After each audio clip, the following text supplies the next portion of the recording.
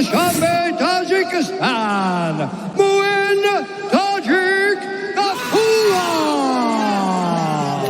ассалому алайкум дӯстон, хуш омадед ба шабакаи мо. Инак дӯстон, аллакай имшаб турнири UFC Fight Night баргузор мегардад ки дар он варзигари тоҷик Муин Ғафуров баромад мекунад. Рақиби ӯ бошад варзигар аз Полша Якуб Виклаш хоҳад шуд. Дар ин навор мо ба шумо маълумоти пурра медиҳем ки дар куҷо ва соати чанд муҳориба онҳоро тамоман бепул тамошо карда метавонед. Барои ҳамин наворро то охир тамошо кунед. Бепул ҳиҷомат дар шаҳри Москва ширкати шифофармо ба шумо пешниҳод мекунанд. Ҳамчунин дороҳои гиёҳӣ барои қадро баланд кардан, барои мӯи сар вариш баровардан, барои фарбе ё хароб шудан, барои меъда, гурда, писариазм ва витилигоро низ пешниҳод менамоянд. боварӣ надоред, худи ҳозир ба номерҳои дар рӯи экран буда занг занед. Шифофармо дар хизмати шумо.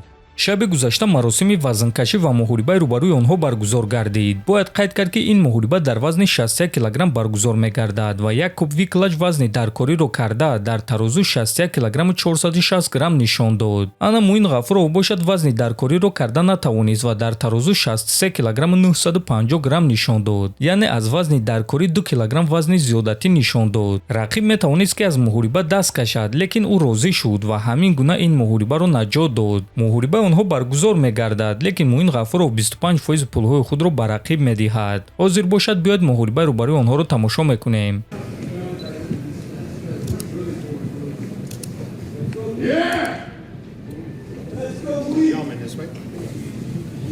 чӣ гуна ки дар боло қайд кардем, турнир аллакай ҳамин шаб, яъне шаби 7 ба 8 феврал баргузор мегардад. Турнир аз соати 1:00 ба вақти Москва ва 3:00 ба вақти душанбе оғоз мегардад. муҳорибаҳои асосии турнир бошад аз соати 4:00 ба вақти Москва ва 6:00 ба вақти душанбе оғоз мегардад. муҳорибаи Ғафуров зидди Виклаш дуюм муҳорибаи турнир мешавад ва тақрибан соати 1:30 ба вақти Москва ва 3:30 ба вақти душанбе оғоз мегардад. акнун мегузарем ба қисми асосии навор, дар куҷо пахши мустақими ин муҳорибаро тамошо карда мешавад. мисли ҳар вақта дар телеграм-канали мо Паҳлавон TJ мо ҳамаи ссилкаҳои даркории ин турнирро ҷамъ карда дар телеграм-канали худ пешкаши шумо мекунем. барои ҳамин худи ҳозир даромада дар телеграм-канали мо обуна шавед. ссилкаи телеграм дар описания ва дар якум комментария закрепидшуда. дӯстон, бояд қайд кард ки ин муҳориба барои Муин хеле муҳим аст. вазни даркориро накардан ба ӯ албатта ки фишор мекунад. барои ҳамин мо бояд ки ба ӯ дастгирии худро нишон диҳем. ба ҳамин хотир биёед худи ҳозир дар комментария ҳамин навор дастгирии худро ба Муин нишон медиҳем.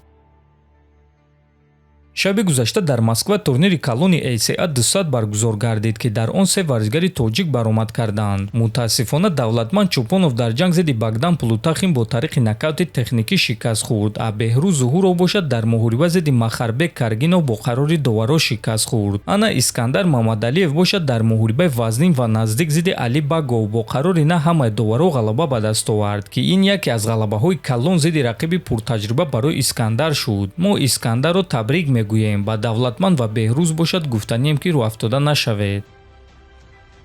чемпиони вазни сабук UFC Илия Топурия шаби гузашта аксҳои тамрини худро нашр карда навишт ки чемпион баргашт. баъдан сомонаҳои испанӣ хабар доданд ки Топурия бо ҳамсараш маслиҳат карда тавонистанд ва акнун чемпион ба муҳорибаҳо баргашт. баъди баромадани ин хабар чемпиони муваққатии вазни сабук Ҷастин Геҷи чунин суханҳо гуфт: хуб мешавад ки ӯ баргардад, чунки муҳорибаи мо дар қасри сафед баргузор мегардад. ман фикр мекунам ки муҳорибаи мо муҳорибаи асосии ин турнир мешавад ва мо ин турнирро маҳкам мекунем, гуфтааст Геҷи. ва дӯстон, бояд гуфт ки аз рӯи баъзе овозаҳо муҳорибаи Илия Топурия зидди Ҷастин Геҷи дар коркар қарор дорад ва рӯзи 15 июн дар турнири қасри сафед баргузор гардида метавонад. ҳозирашда ин танҳо овоза аст. дар ҳамин ҷо дӯстон, навори мо ба анҷом мерасад. фикру ақидаҳоятонро нависед, ҳатман дар YouTube канали мо обуна шавед. то боздид, хонободу сарбаланд бошед.